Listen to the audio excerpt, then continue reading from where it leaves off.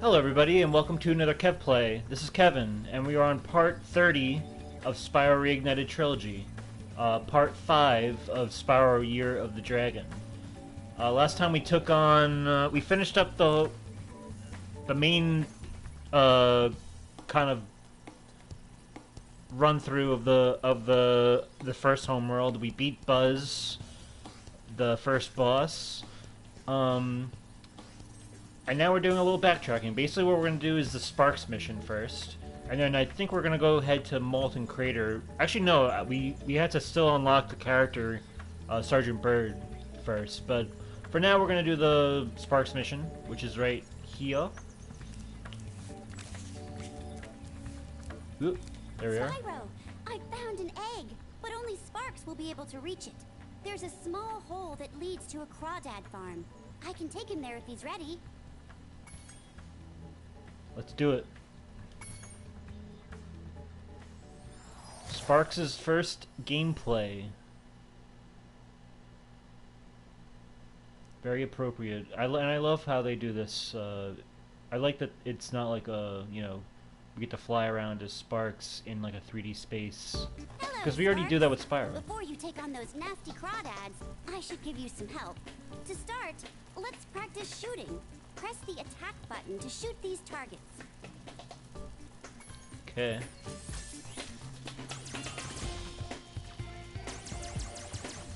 I'm trying to remember how to strafe. I'm sure Zoe will tell me soon.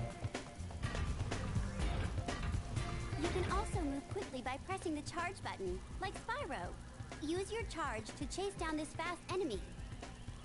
I have to say, I'm very impressed with the doors opening just now because I felt the rumble of the doors opening in my controller. And I'm playing on a PS4, so that was something I don't think was ever in the PS1 version. Correct me if I'm wrong. I know PS1 had rumble, you know, DualShock, but I don't think they ever applied DualShock for that part. You can move quickly by pressing square, like Spyro. Do our little charge. So I like this. It's like an overhead kind of mini game. I always like this. I don't understand what he's shooting out. Maybe magic. Maybe Zoe's kind of enhanced our magic for these stages. Because otherwise, why wouldn't we be able to help Spyro in the main levels if we have like a whole arsenal of power-ups here? Now for the hard part.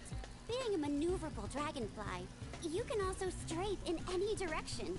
To strafe, hold down the roll left or roll right button, then move with the left stick. Try strafing to hit the targets in this room. I think the music we're hearing right now is actually the main theme of Spyro 3, but we don't really get to hear the main theme of Spyro 3 presented in the right way because in the Spyro Reignited Trilogy we only get like the main hub before we enter 1, 2, or 3, like between the 3 games. So they play, I think, just like the Spyro 1 music, I'm pretty sure, in that. But this is what you would hear at the main title screen if you were playing. I forget, in Spyro 2, what are you hearing? I think it's like a... I'm forgetting. But yeah, this is what you would hear. Alright, here's our strafe. L1, R1. I thought I was pressing that. There we go.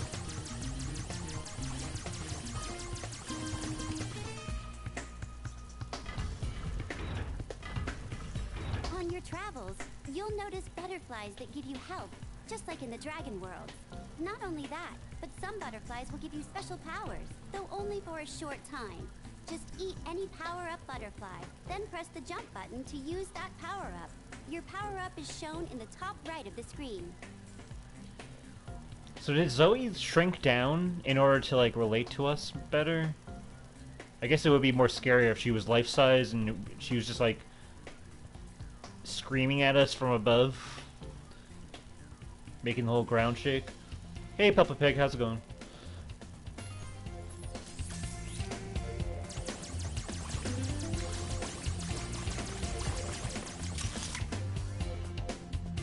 Okay, so now we have our whole full arsenal of the power-up. Okay, that's cool.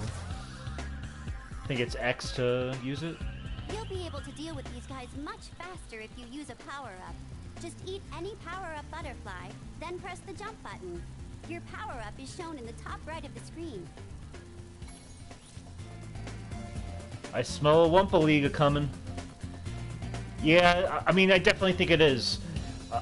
There was a poll on Twitter when it was announced whether, you know, whether you preferred Spyro 4 or Wumpa League. And I have to say, I would prefer Spyro 4 because I feel like he's due. But I think it makes sense that Wumpa League's going to happen anyway because I think Wumpa League was supposed to be kind of like a peripheral to Crash 4 that just kind of never came to be, and now it's going to be. So I'm excited either way. And I don't like it. Definitely has to be one or the other anyway because there's no way Toys for Bob would tease kind of like that 18 title, you know, guess what our you know, titles on the wall thing is. If it was like a Call of Duty DLC or something lame like that, they know that we're expecting, especially since it's been so long since that anniversary from last year, where they said they were gonna, you know, get back to us soon about their progress. But obviously, things happened, you know, with Activision, the whole it being acquired by Microsoft and COVID and the sexual harassment stuff. So I don't blame them for kind of like, you know, lagging behind.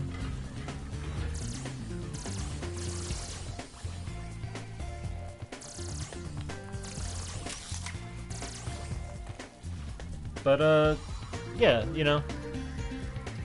I do think Spyro 4 is... Yeah, I do think it's a thing. Because Spyro 4 definitely was being teased in, It was being teased in, Crash 4 a lot. With, like, the balloon and, like, the first level where there's, like, a pool floaty of him, and... I would laugh if it's Skylanders. Oh, my god. That wouldn't be good. Looks like you're ready, Sparks. If you need any more guidance, just choose the controls option from the pause menu. Okay, we're going in.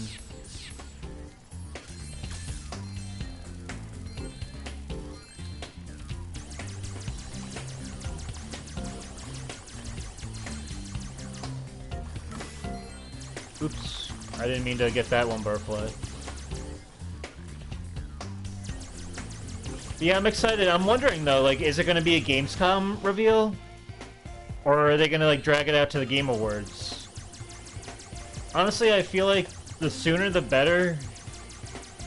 You know, obviously, as a fan, I would always want it sooner, but I think it's time, you know, you can't let more than a year go by if you're ready to, if you're already ready to announce something and you're already teasing the fans about something, then just don't keep us waiting more than we already have been waiting. It's been literally 2 years since Crash 4. Like, just give it to us. Imagine if Sony dropped a State of Play. So here's the thing, has a Toys for Bob game or any Vicarious Vision stuff or Beanox, I don't think any of those games were ever announced during a State of Play.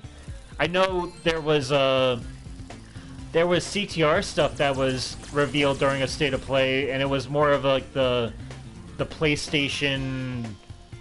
I think it was more of like a customization trailer. That was gonna come for CTR and showing like that for Sony. There's an exclusive deal for like the retro skins and the retro level. So I don't think it's gonna be at a State of Play if it's just a third-party announcement trailer. But then again, Crash Bandicoot Insane Trilogy was announced at Sony's E3, which seemed appropriate at the time because Crash was like, oh, I guess, you know, the reason why it was the Crash Insane Trilogy was a timed exclusive at first. So it came to Sony first. That's why it got to be announced on the Sony stage. So I don't think Wumpa League is going, especially since Microsoft is the one that, you know, has acquired Activision at this point, even though that deal's not done yet. I don't think Sony's gonna reveal anything in one of their state of plays for a Crash or a Spyro, unless there was an exclusivity deal.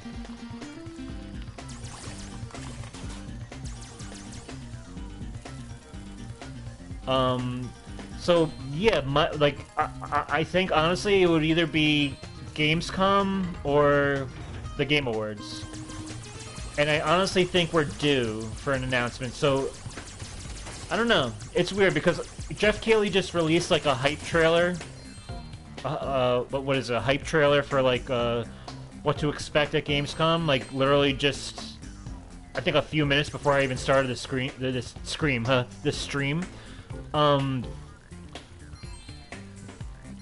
And I don't know, like it's weird because he's already announced a bunch of games that are gonna be we should expect to see, like Hogwarts Legacy and Callisto Protocol, and a bunch of games that have already been announced before in the past. I think we're gonna get more information on stuff, but I don't know. I mean, it's supposed to be a 2-hour event, so maybe there's a lot of games that have not been, that are still like that he's still holding close to his chest, you know. I have a green key. There's a blue door. This is where I came from. Oh, green's over here. Okay.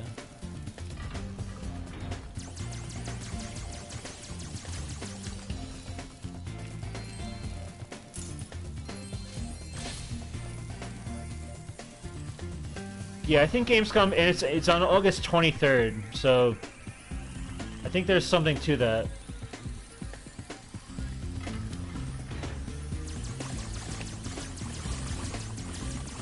Oh, I have invincibility. I didn't realize.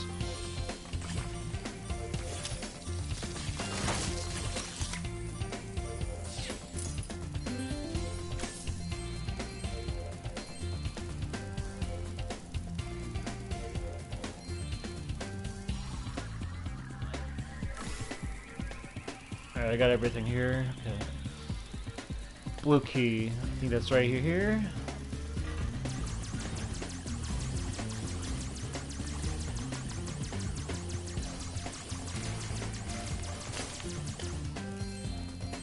Okay.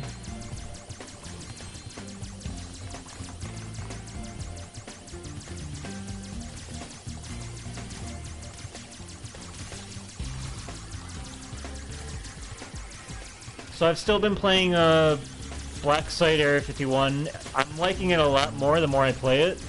The story is actually really, really interesting, which is something I haven't felt from a first-person shooter in a very long time. It reminds me of back when I really liked stories in a first-person shooter, and this one is doing that the same way the original Area 51 did for me, and the same way like Killzone did, or Halo. Like, it's obviously the game is a little janky, but there's a lot to it in the gameplay that it's actually kind of that's still like fun and makes it worth playing to me. So definitely a good game so far. I think it got a bad rap when it first came out. There we go.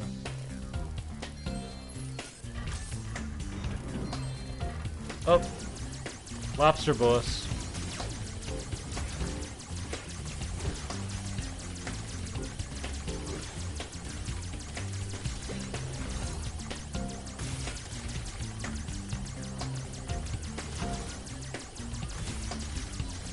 Oh, sweet. Yeah, Nora.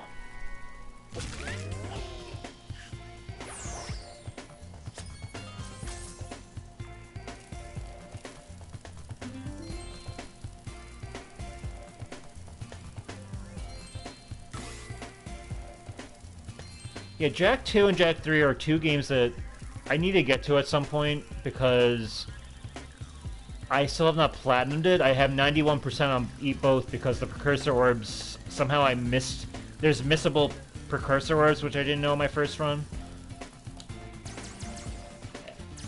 And that's preventing my platinum.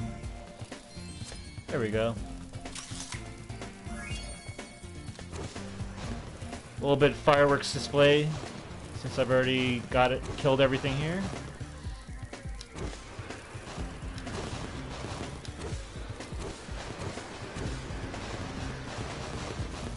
Beautiful. So with the Sparks missions, every Sparks mission is actually you progress with some new ability for Sparks, which I like, for the gem collecting, which I like because Spyro when you find out that you're not learning any new moves in this game, and you still have the same moves from Spyro 2. It's nice that there's still something of a progression going on. And honestly, if Spyro 4 was to continue that in some way, that'd be cool. Nice work, Sparks. You've beaten the Crawdad King and found the lost egg. Not only that, but some of the dragon magic seems to have rubbed off on you. Now you can pick up gems when they're even further away from Spyro. See, I like this. I like that he has range now. I was expecting that they were going to give me the ability to point sparks in the direction, but I think that's something that still has to be earned in this game compared to the other games. Correct me if I'm wrong. Sparks has already recovered the egg from the Crawdad farm, but he can go back if he wants to practice. I do not want to go back. I heard that, yeah, that was announced today, that there's a Days Gone movie, and Sam Whitner, Whitmer, I think his name is, who played Deacon St. John, he's not going to be in it in any form, which is not the biggest surprise. Usually voice actors aren't given, even if they're mocap actors too, they're not really given like the film casting role, so that's fine. Maybe he can cameo in it though, that'd be cool. So we're gonna go to Midday Gardens. We still have to free Sergeant Byrd before we can come back here to do Molten Crater. But I just want to do Sparks mission first because I like having his ability on hand for more missions. It's more of a reward.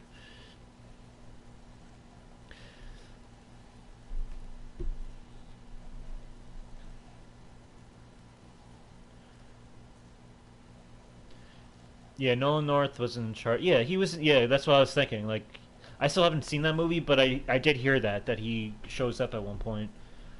And even with The Last of Us HBO series, I know Ashley Johnson and Troy Baker they're gonna play different characters in it, so.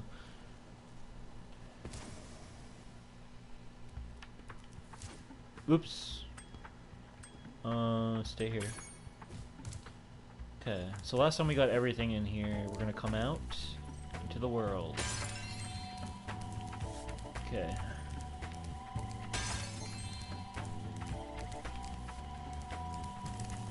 I love the music in every homeworld in this game. Like, every homeworld music in this game is excellent. Really cool, upbeat, and diverse, which is something really, really great, I think.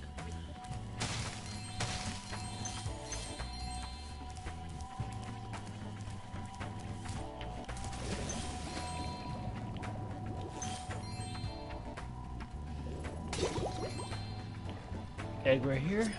Dave.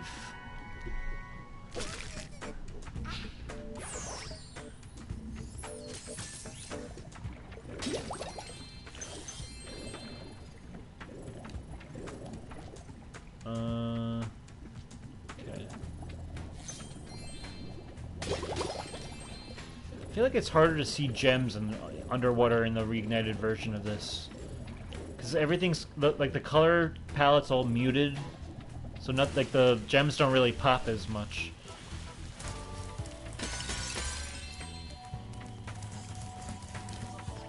I always like this little patch of area, this little area here where there's just so much fodder, so many rabbits here, like on screen at once. I always like when they kind of just like dogpiled a bunch of the fodder together like that.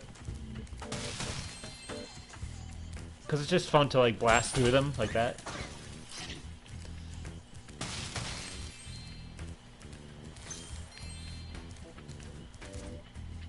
Let's see what's going on over here. So I guess it's strange because I've never gone through this game without getting all the gems like a normal person would, and just like 100%ing it. But as a kid, I can imagine kids just wanting to get to the next level, and I always wondered what the requirements are. Like, because there's supposed to be requirements to open these stages up. I wonder, like, for a kid who's just trying to get through the game without going for the gems, like, how many times do they get jammed up where they can't continue because they're being told you have to go find more gems, basically. So right now there's nothing here. Hey, Spyro! Zoe told me that if we hit that doodad up there, the portal will open. Oh, that's why. Try spitting this rock at it. When you've picked up a rock, try using the action button to aim. When you've picked up a rock... Okay. This is an interesting thing that they're kind of like, I guess, giving us a tutorial on how to shoot rocks out of our mouth before we even get into the level, or just to open the level. That's pretty interesting. Enchanted Towers. What else you got for me? I'll see you in there later. Okay. Alright, let's get into this icy cave here.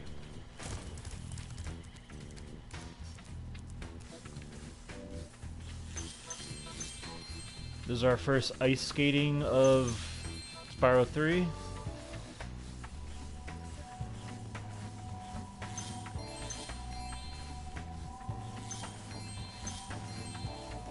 It's supposed to be... oh, here. Whole secret area. There we are. Mingus!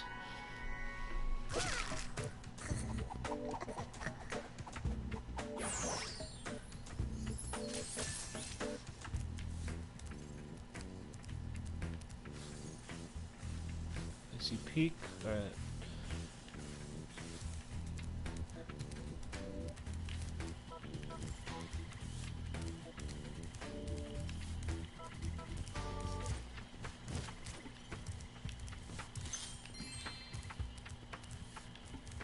Guess we'll see what's going on here. Ah, my good friend Spyro. The sorceress caught this naughty Byrd letting off rockets in her fireworks factory, but I'm willing to release him into your custody, provided you pay his outstanding fines. Forget about it. Oh dear, Spyro, you really should pay up. I think he's pining for the fjords. Pining for the fjords. Interesting. Ah, my good friend Spyro. Alright, let's do it. What a sucker! That is, it's a far, far better thing you do today, Spyro, than you have ever done. And, well, so forth and so on. You get the idea.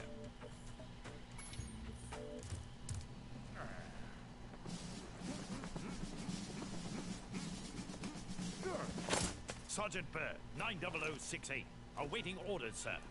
I think you'll have to find your commanding officer for that. Hey, what are those things? These are the latest military hardware. BBX-9 rocket launchers, state-of-the-art. So why didn't you use them to escape? Because I have limited ammo, and I wanted to conserve it. For this. Say, where'd you come from? I thought dragons had all been dead for 1,000 years or something. Well, the rumors of our extinction were slightly exaggerated. We just wanted a little peace and quiet. Well, if it's peace and quiet you want, you should stay clear of my homeworld for a bit. I reckon I'll be blowing up Rhinox for weeks. Cheerio!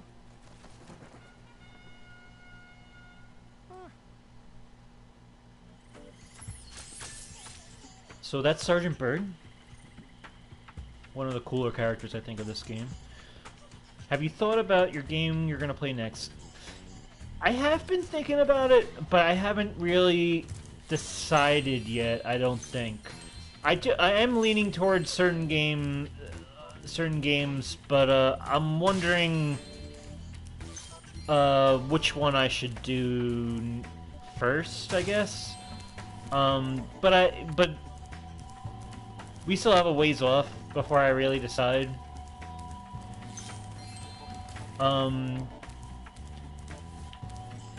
But yeah, I think if anything, it's going to be more of a PS4 game than a, say, like a PS5 game. Because I just enjoy playing. I enjoyed the broadcast so far of like the broadcast format for PS on the PS4 basically. Compared to the PS5, I'm waiting to see like if they're gonna like you know, change the way the PS5's broadcast settings are. Because remember the first time I tried to do that, and it was like had weird stuff going on, like where you couldn't even hear me, and I don't know. But yeah. There's a handful of games that I'm planning to do, that I'm thinking about doing next, and I don't think you'll be disappointed, regardless of what I pick. Let's get this. Trixie.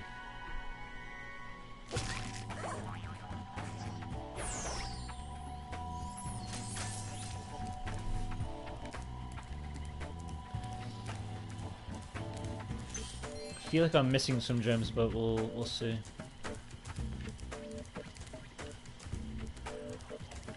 So yeah, I guess we'll get into 2017's Game of the Year. So we have a good handful of games to go through. 2017, I'd say, is, if 2016 brought us Uncharted 4 and was kind of like the first game that really like made me happy I had a PS4, 2017 continues that, and honestly, I think 2017 till the end of the PS4's run is incredibly strong. There's a lot of great games to go through.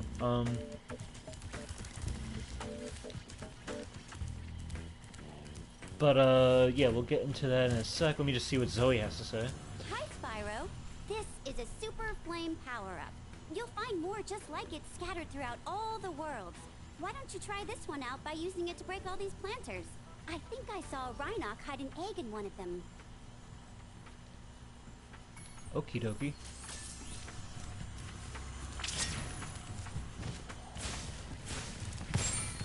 I love how you can blast these rabbits and they go flying. There's one. There's two. I think the egg comes up in the last planter we destroy.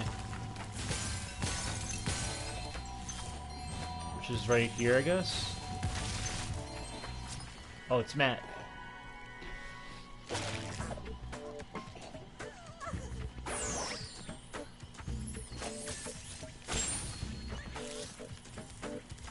But, yeah, so 2017, big year. Obviously, one of the big games right off the bat, which, you know, was announced, which I've already, you know, Sean Layden came out in his t-shirt, his Crash Bandicoot t-shirt, he rips it off. Oh yeah, definitely, I'm not gonna do my 22 Game of the Year until it's, until like, the year is over. Yeah, so Sean Layden comes out with his Crash Bandicoot t-shirt, he rips it off, or he doesn't rip it off, but he, you know, he, I guess he teases it, but like, oh my god, when the music started playing, that Crash Warped music, and then they announced that there's gonna be a remake trilogy for the original Crash Bandicoot trilogy, that was huge. That was a huge moment in the generation for me. And obviously he's gonna start a whole train of great remakes. Spyro, got a special task for Sparks. Meet you back here later. But yeah, Crash Bandicoot Insane Trilogy, now it's a remake. This is something I remember. I was in the comments section for every little reveal that they were giving us before the game released. I was the one who was nitpicking over, you know, oh, that patch of grass isn't right. Like, I was that guy. I wanted this game to be perfect, and I wanted to play exactly the way it was, but I wanted to also capture that mood. I was that guy in the front lines of every content creator's like video, their reaction, or any like, you know, any new level reveal or anything. I remember when they revealed the Tomb Raider level for Crash 3, and I was like, the water looks like clay almost. Like that's how passionate I was about this remake. It was amazing, especially after Uncharted 4 with the Crash Bandicoot segment. I thought that was all we were ever going to get from Crash Bandicoot ever again, was that little segment. The fact that Activision even allowed that. But for them to come out with this game, Vicarious Visions, you know, they're calling it the Dark Souls of platformers by all the review outlets. I was just, and I knew from the get-go, I was like, it's not that hard. But it is slightly harder than the originals because of the egg-shaped, like, hitbox. Bro, there's no way you're putting Insane on. I'm not gonna put... Here's the thing. It's a remake. The only new content from the Insane Trilogy is the Stormy Ascent level, which we have more access to now, the online time trial leaderboards, and future tense. That's not enough of new content for that to really warrant Game of the Year for me, but man, oh man, is it an important title of the year for me, without a doubt. Which is why I'm mentioning it first, though, because I know it's not going to be my Game of the Year. It just, but by my own criteria of how I choose Game of the Year, it just doesn't. It's still just a remake, and plus I've already given Crash Bandicoot 1 and 2 Game of the Year already, so we already know that I love Crash, and but yeah, definitely something that was very important. Some, like, I literally I skipped work that day on 2017 on the release date to drive down to Best Buy and pick it up. Like, I did not even like, there was no way I was going to work that day. Modesty, if I'm being modest.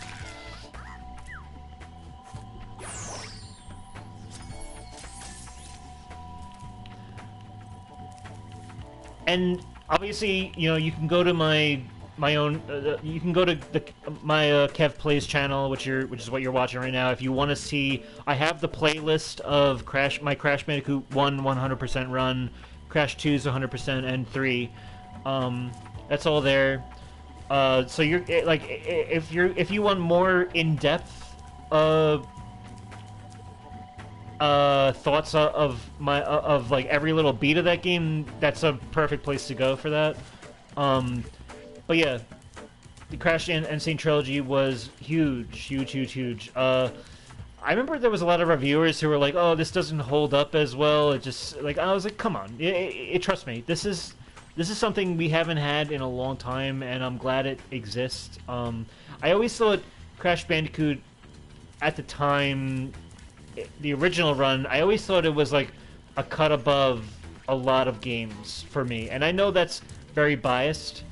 And yeah, but like with Insane Trilogy, it just recaptures that whole spirit, everything I loved about the game, it's all there. And it was good to get out of the way, because then it opens the door up for more titles. It definitely it made 10,000 million. Not 10,000 million, 10 million plus units sold. It was huge. It definitely proved to be huge. That's why Wumpa League is gonna likely be a thing. So, oh yeah, this was a big. Yeah.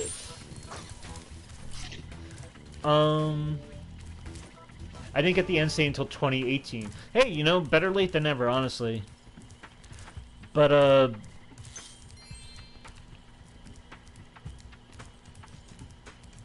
did I get all the gems? I did not, did I? Oh, no, I have to get that one chest. Let me get that chest before I go anywhere. But yeah, definitely important game of 2017 without a doubt. It's one of it, honestly, like if we weren't going by it probably was the most played game of the year for me. Like if we weren't going by like quality, like a game of the year standards, it still was probably my favorite title of the year. But it definitely wasn't the game of the year, that's for sure, of 2017. I'm still missing some gems, aren't I? I have to see where these damn gems are. Where haven't I gone yet?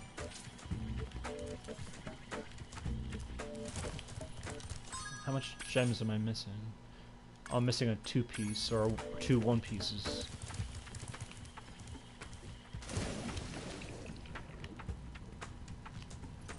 But yeah, okay, so there's that. Another game that I picked up in 2017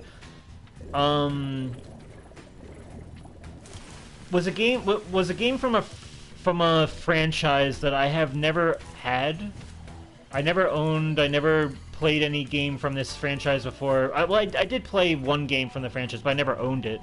And in PS4, the whole shooter genre, you know, it being monopolized by Call of Duty, there only being Killzone Shadowfall for a Sony title. By 2017, I was starved for like kind of like an original experience for a shooter, and that's why I decided to pick up Tom Clancy's Ghost Recon Wildlands, which is a third-person shooter, military shooter, but it's open world, which is a big thing. I've never played like a third-person shooter, like military kind of shooter, open world. So that was unique to it. I like that it was exploring the cartel. You basically have a squad of 4, kind of like SOCOM, but you're not taking on like terrorists. You're more taking on like a cartel, like a whole cartel ring. And that felt it felt almost like I was in the Southwest, almost like I was taking on like the cartel in like Breaking Bad or something. So it had that like immersion level going for it. But yeah, I never had a that it is the only Tom Clancy game I own. I've played Rainbow Six back in like the 360 era or the PS3 era. At a friend's house, we used to do co-op a lot. But yeah, I've never like I know Rainbow Six Siege is supposed to be a really great game. I've never played it. It's supposed to be really great for multiplayer, but this is a great game too. Like it's a game I platinumed. It was cool. It was just it's open world, so you get to like, you know, find an area that's being held captive by a bunch of cartel members, and you get to like plan the best way to infiltrate and like take everybody out or rescue hostages and stuff like that. Other than that, the game, like, you know, like the characters you're playing as, it's not like SOCOM where I feel like I'm playing as like humble Navy SEALs. They're more of like this, like, you know, rough and tough type of, like, you know, they're kind of like asshole characters. They're always like cursing at each other and saying how they want to like get, you know. It almost feels like the squad you're playing as is as corrupted as the cartel themselves, which is something, you know, I don't know. It's something that's kind of a drag when you're playing as like an anti-hero in a world where it's like, you know, just let me be the hero for once, trying to take out these bad guys. But I don't know. It just made the game not as interesting to me, but it's still a great game. So there's that. That game I think is free on PS Plus. I think it's free on PS Plus, or it's being like featured on like PS PS Plus Premium or something. I know for like the correct me if I'm wrong, but I think for like this month it's free on PlayStation Plus. I think that's the case, but yeah, that's that game. It's not honestly, like, it's nowhere close to my game of the year, but it was a game that I wanted to pick up because I figured, you know, I never had anything from that franchise, and it plays well. It definitely plays well. The gameplay is great. Did I get that gem yet? I did not. Maybe it's in that. Maybe it's in that icy section. Let's see. It's not in here.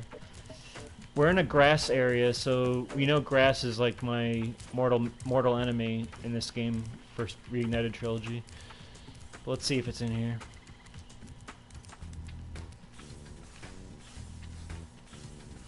Don't see it. Anyway, next game, let me take a gander, hold on. So next game is a game that was supposed to be DLC, but it turned out the project was, the people behind the project were passionate about it, and it ended up being its own standalone game.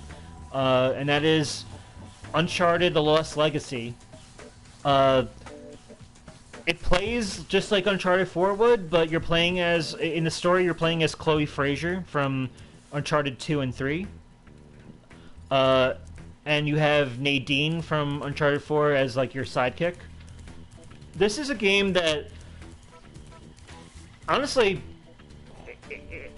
it's a game that you shouldn't sleep on. It's a great game. I honestly wish there was a sequel to this game, because I would love to play as go on adventures with Chloe Fraser more and more, because she proved to be a very interesting character. She always was an interesting character, but as a protagonist, even though, like, I think it got criticized that she was kind of playing the role of kind of like a Nathan Drake too, with like the way she had like little witty remarks and, you know, that kind of like pulpy dialogue, but she still has a character that's distinguished. She has a backstory that has never been really explored, that was very engaging.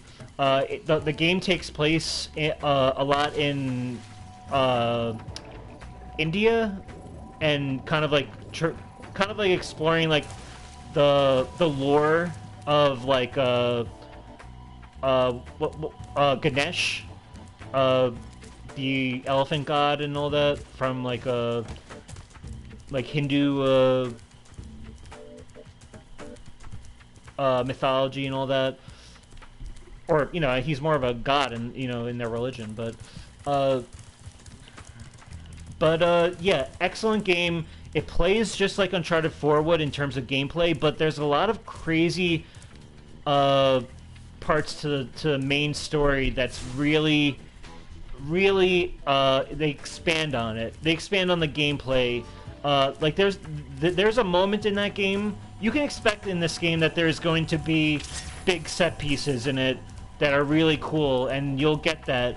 But what I really like about it too is that if you've noticed, like, every Uncharted game has kind of like an evolved state of like of a chase sequence, of like, you know, like of kind of like a convoy sequence, or where, like, you know, like how in Uncharted 4 you're jumping from car to car, being dragged from behind and all that.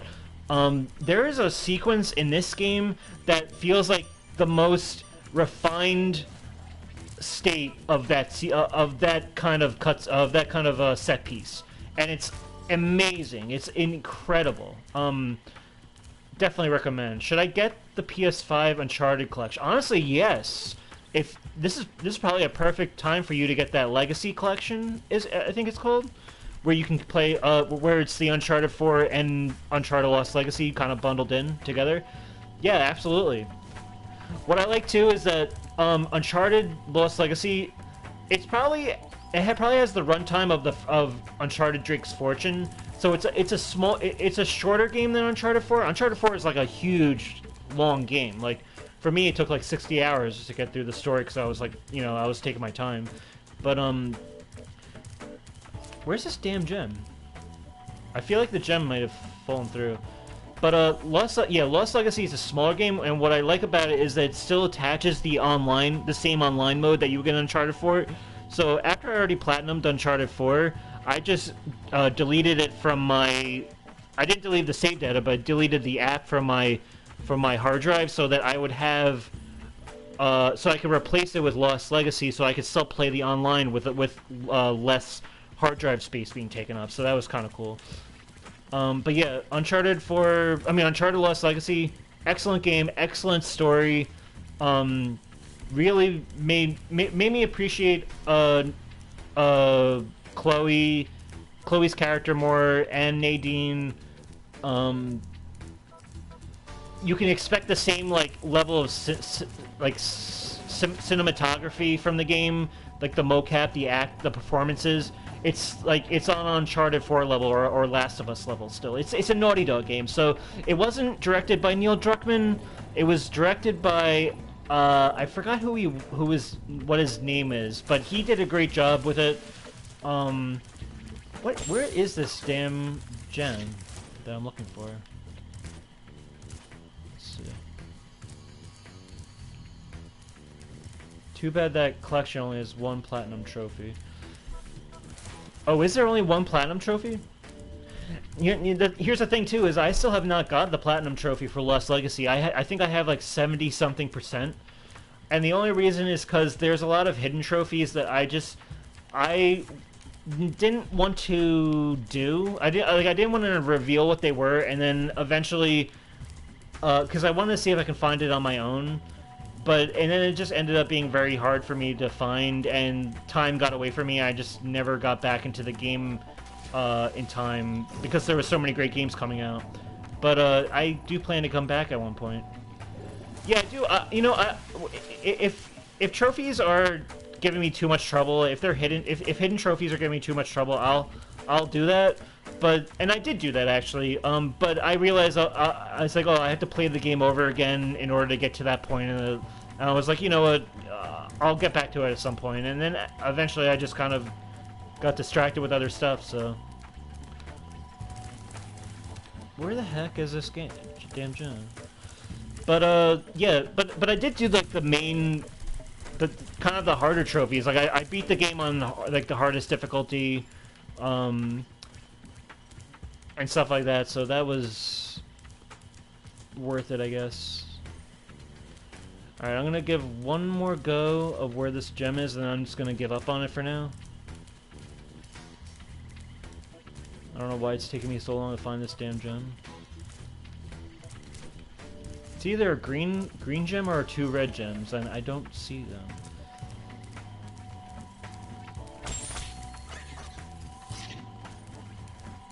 But yeah, it wasn't about me not being able to unhide the trophies. I did unhide the trophies. It's just time got away from me. But yeah, so that game, excellent game. One of the very strong Sony games that came out that year. Oh goddamn! Where is this damn gem? It's really pissing me off. I can't find it. All right. But yeah, there's that. So. The next game is a game I didn't get until very recently, and that's because I didn't, just like with my 2014 game of the year, I didn't play that game until very recently. This game was the sequel to that, and that is South Park: The Fractured Butthole. This is very good game. Another great game. Like, I'm so glad that Matt Stone and Trey Parker decided to make these games. They're excellent. It's like playing the game. It's like playing the show. It is a title, right? Quite a title. Yeah, excellent game. I love how they change up the gameplay with. I think it's more of what they call like a turn-based strategy. Or what is it? It's more of a grid. That you're on, more than like it being like a Pokemon game where you're just taking turns doing attacks. This is more of like you're moving the characters around like chess pieces, and I love that. I've never played a game like that I forgot what the genre is called for that. But yep, it's and I did hear that they are. It seems like it's in the works that there's a new South Park game being made. I'm excited. I will be all over that game day one. But yeah, South Park Fractured Butthole. I think I like how it expands on. There's that damn gem. All right, that's good. All right. Let's go see what Sergeant Byrd's up to.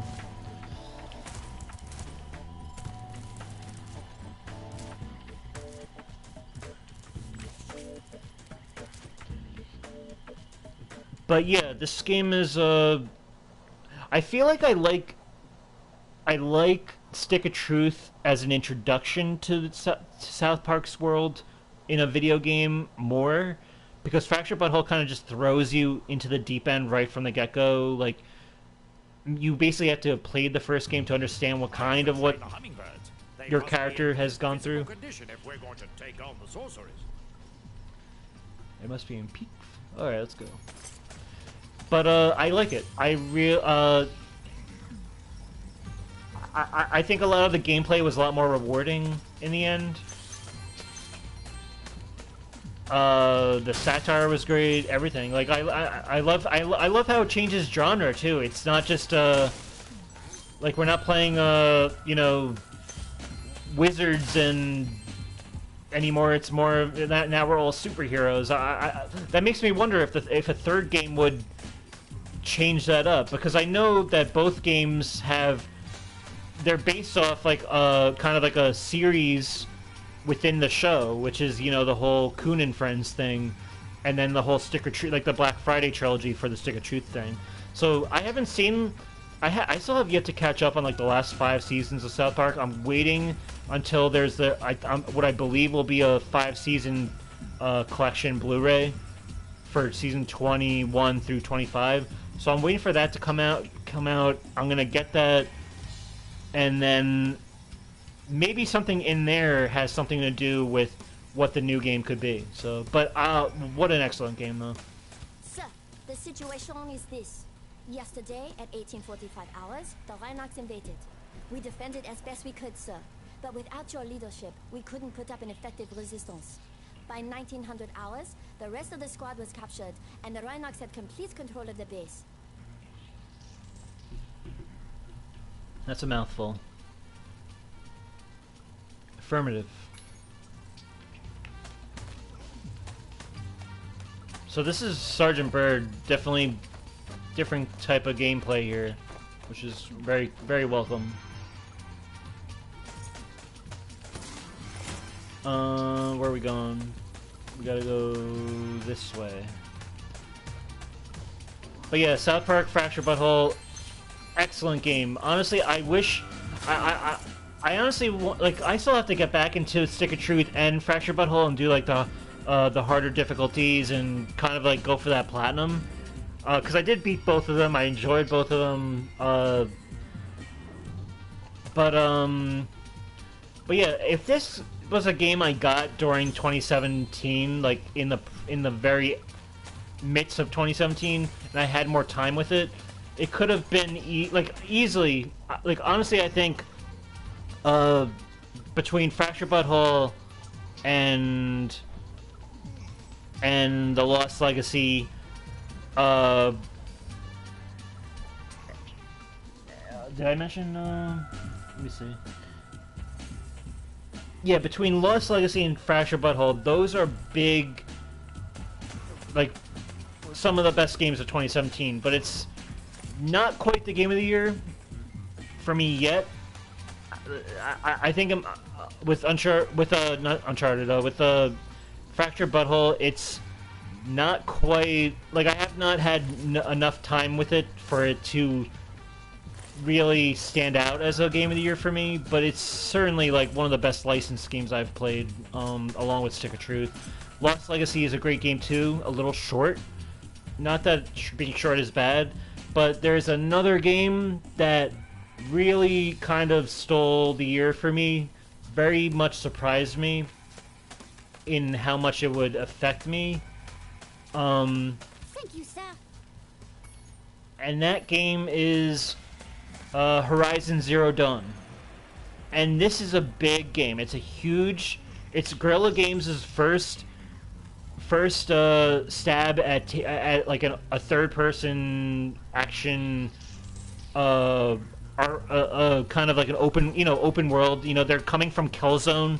Their last game was Killzone Shadowfall, which was already kind of like a decline in the series for me a bit.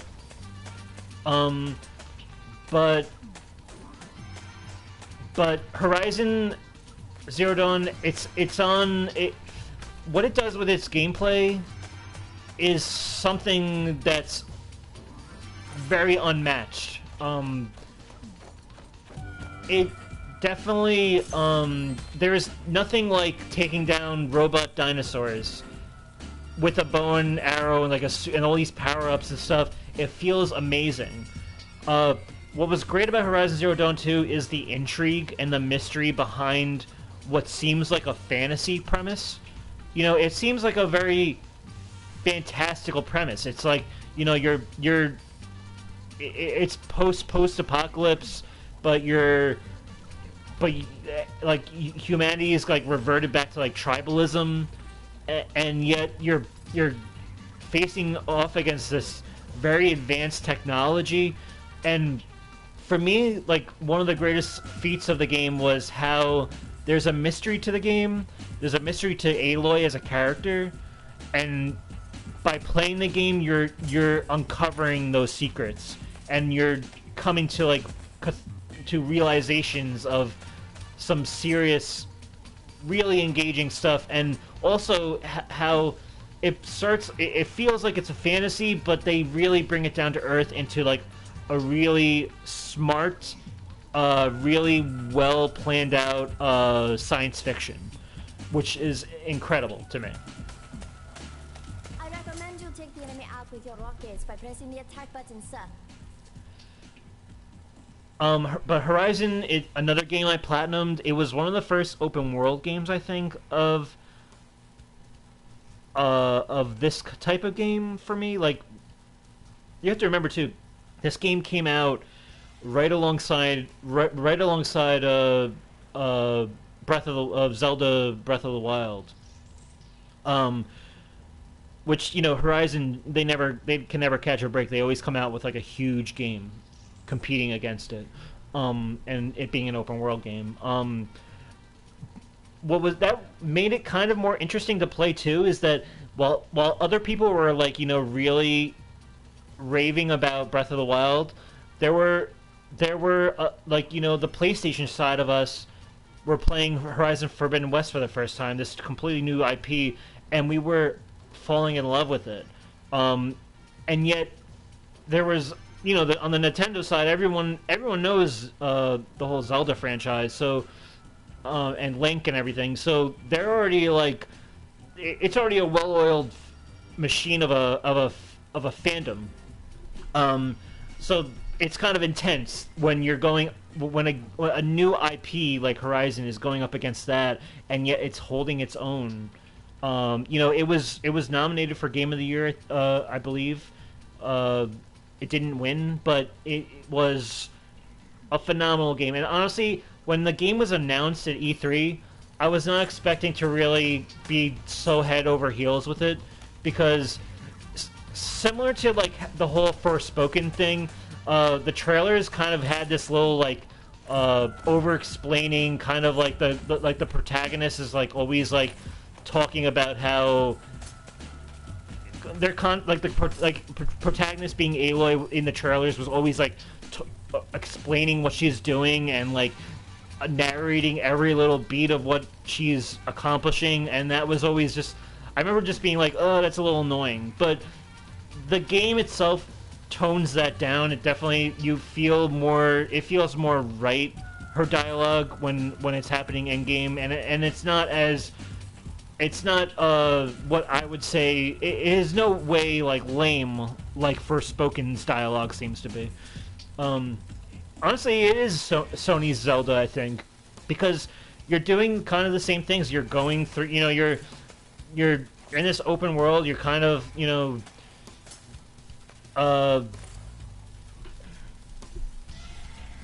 you're exploring. You're going through like kind of like what they call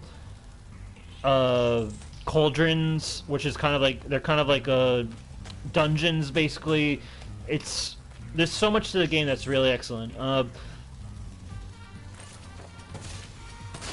And I just look forward to anything more Horizon. I'll be definitely happy to get. Honestly, I definitely recommend picking it up. It's one of the like Aloy is, especially in Horizon Zero Dawn, she is one of the most interesting like characters I've played as from the Sony first party. One carefully placed rocket blast should take this door down, sir. One carefully. Okay.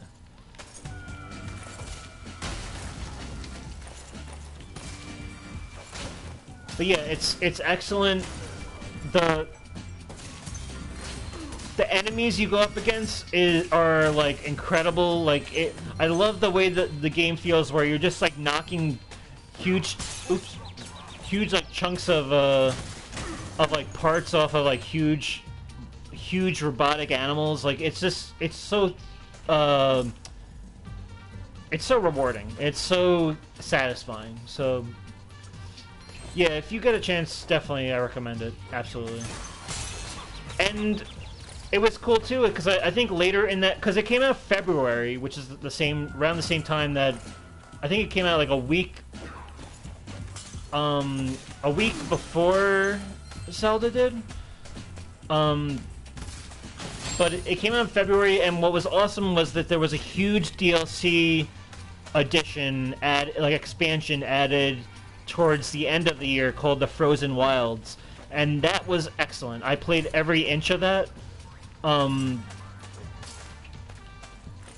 and it was excellent. It explored the story even further, and yet it brought more of a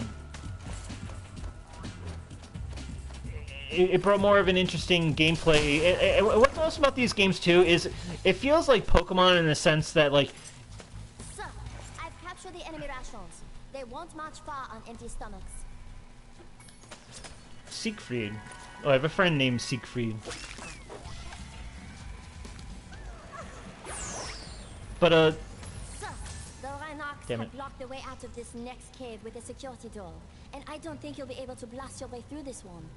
I recommend you land on the weights and carry them to the pressure-sensitive security switches on either side of the door. When in position, press the charge button to drop the weight. Press the action button once to look down, and press it again to look up, sir. man, oh man, these birds have so much to say to you, don't they? All right, but yeah, what I like about Horizon 2 is you almost have like a Pokédex in terms of like discovering all these like different types of machines, which I find so much fun. And what I like too about the expansion, which was the Frozen Wilds, is that they added more different machines that you've never seen before, and that just it has this feeling of like you're only like in one. You're only like the game only takes on one place, like one section of the United States. It makes you wonder if you go anywhere else in the world, what else is out there. It's pretty incredible. But honestly, yeah, Horizon, one of the best stories I've experienced in PlayStation first party.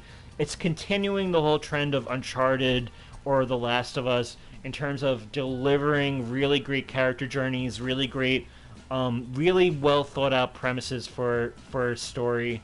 You're not going to get this anywhere else. This is Guerrilla Games is like they knocked it out of the park with this. Coming from Killzone, where story wasn't really their forte, they were able to create a world where you will get engaged and you'll be on board, and it's excellent. And honestly, the first 30 minutes of the game is enough to hook you. For me, like I was hooked from the first 30 minutes because they really find a way to sink your for the story to sink its claws into you and to really almost feel bad for Aloy and to really sympathize with her and feel and just root for her, uh, and yet you still have you still wonder what there's so much to her background and story that you just want to uncover.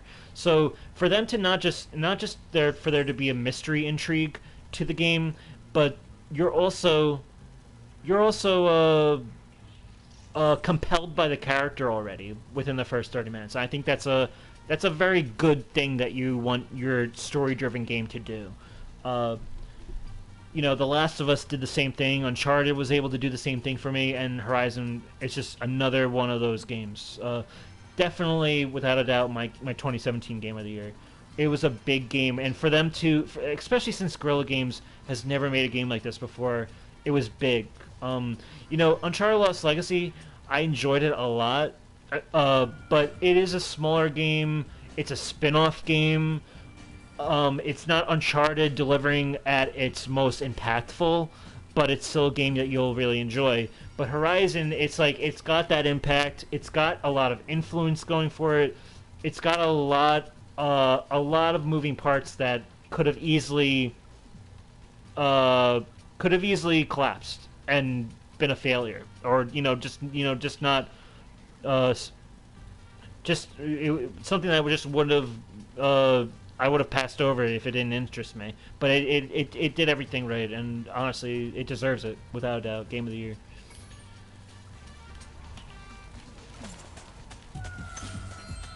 I don't know why they sucked me into here so fast, but I think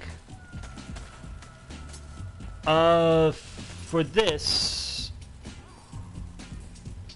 actually, you know what? I'm gonna rattle off what we have so far in terms of Game of the Year to recap, which is our large recap. We're almost done with this, by the way. Oh, damn. Okay. But yeah. So to recap, 1995 is Twisted Metal. 1996 Crash Bandicoot. 1997 Crash Bandicoot 2 Cortex Strikes Back. 1998 is Spyro the Dragon. 1999 is Crash Team Racing. 2000 is Spyro Year of the Dragon. 2001 is Jak and Daxter The Precursor Legacy. 2002 is Tony Hawk's Pro Skater 4. 2003 is The Simpsons Hit and Run. 2004 is Killzone. 2005 is Area 51. 2006 is Resistance: The Fall of Man. 2007 is God of War 2. 2008 is Resistance 2.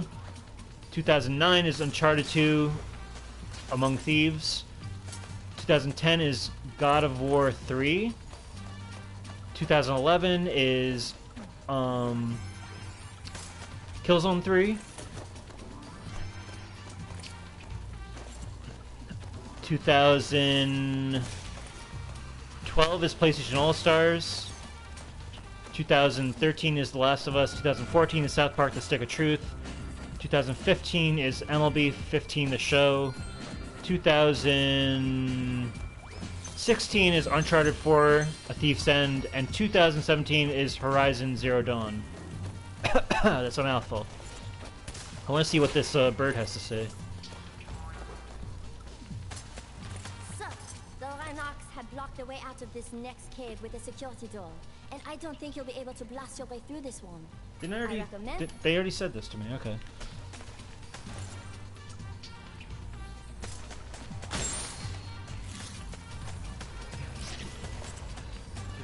Now, my last stream, you said you were going to predict what my 2017 was. Were you close?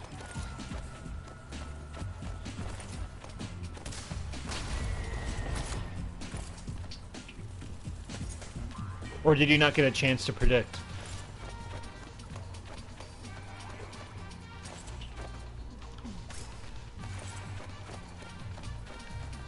Alright, so we have this door open. I think I need to come back in here to get the rockets that will free these birds. I think next time we're going... Oh, whoa! They free themselves somehow. How'd they free themselves? Mission to cheer, sir. Hip hip hooray! Oh, I think I just had to shoot the cage. Okay. free other hummingbirds. Okay. Request permission. Permission granted. Alright, I think next time this is a good stopping place because there's no way I'm gonna beat this level in time for the time I aim to do this.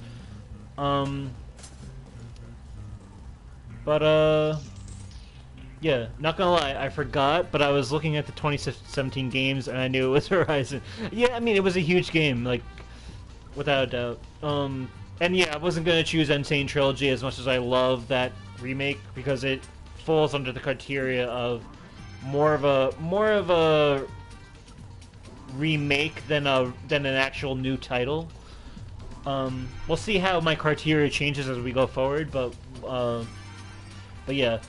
Anyway, we'll stop here. Papa Pig, it's been a pleasure. Anyone out there who wants to take it upon themselves to like, comment, or subscribe, it's always a pleasure. Good way to engage with the content, I guess, for you to know if there's new stuff and all that. But yeah, and you can also follow me on Twitter at Let's Watch Series. And yeah, YouTube channel name is Kev Plays, so you know, check it out. Yep, and in the meantime, stay healthy, stay safe, keep a clear head, keep on gaming, and I'll catch you guys next time. Peace.